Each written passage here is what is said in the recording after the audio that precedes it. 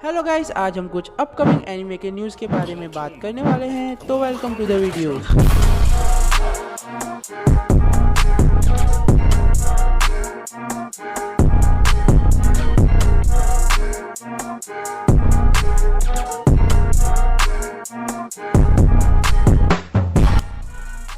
तो पहली न्यूज़ निकल के आ जाती है माय हीरो अकेडमिया के सीजन 5 के बारे में।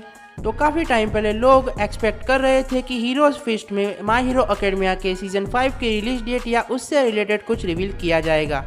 तो हीरोज फिस्ट में रिलीज डेट तो नहीं, पर कुछ ऐसा देखने को मिला जो कि सीजन 5 की रिलीज डेट या मंथ नहीं, पर उसका रिलीज सीजन है जो है स्प्रिंग 2021।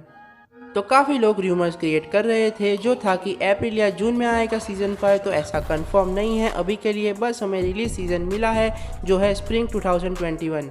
अब ये पॉसिबल है कि अगले इवेंट में शायद प्रॉपर रिलीज डेट मिल जाए, और इस इवेंट के लिए हमें बस कुछ दे दिया ताकि फैंस डिसअपॉइंट ना हो।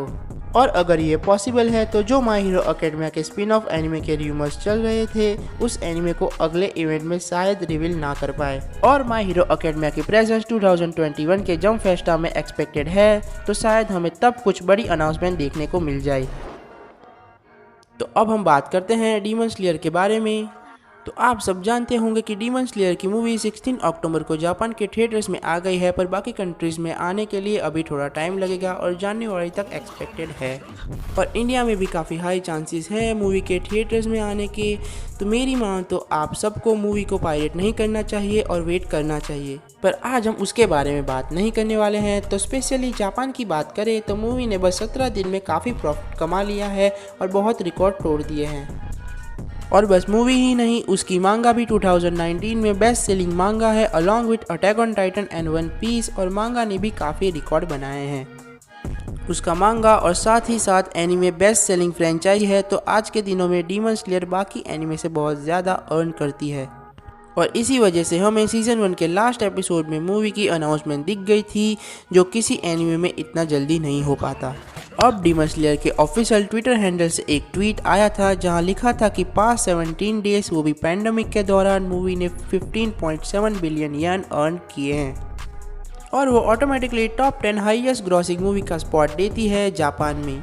अब कोई भी एनिमे जिसने इसके करीब सक्सेस पाई है, जिसका एक ऑलरेडी एनिमे है, उस एनिमे ने एक दूसरी मूवी रिलीज की है, और डीमन स्लेयर भी ऑलरेडी एक इस्टेब्लिश एनिमे सीरीज है। इसका मतलब हमें डेफिनेटली एक और मूवी सीजन 2 के बाद देखने को मिलेगी। अब वो दूसरी मूवी कैनन या नॉन कैनन होगी इसका कुछ पता नहीं है, पर दूसरी मूवी आने के फुल चांस है। अब बात करते हैं अटैक ऑन टाइटन के बारे में। तो सो फार हमें अटैक ऑन टाइटन के लिए 2 विजुअल और एक रिवील ट्रेलर मिला है, और जैसे कि सबको एनिमेशन क्वालिटी देखने के लिए एक और ट्रेलर चाहिए, पर दूसरे ट्रेलर की कोई कंफर्मेशन नहीं है, वो आ भी सकता है और नहीं भी। पर हमें मापा की तरफ से न्यू ऑफिशियल कंटेंट मिला है अटैक ऑन टाइटन के लिए, जो सीजन 4 के नए कैरेक्टर्स के बारे में है। तो पहले अटैक ऑन टाइटन के ऑफिशियल जापानीज ट्विटर हैंडल की तरफ से ट्वीट आती है, जिसको अगर ट्रांसलेट करते हैं तो वहाँ बताया गया है कि कौन से एक्टर सीजन 4 के नए कैरेक्टर्स को प्ले करने वाले हैं। तो ये है एक उन सारे एक्टर्स की फ़ोटो जिसको स्पाई2 ने अपने ट्विटर पे अपलोड किया था। पर मेन चीज़ जो निकल के आती है वो है अनसीन फुटेज के नए स्क्रीनशॉट्स, और वो स्क्रीनशॉट जो ट्रेलर में वॉर वाला सीन था उसी सीन के हैं।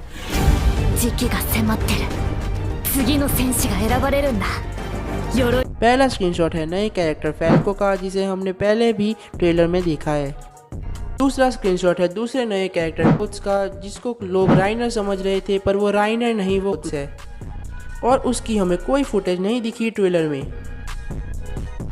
तो आज के वीडियो के लिए इतना ही, मिलते हैं नेक्स्ट वीडियो में।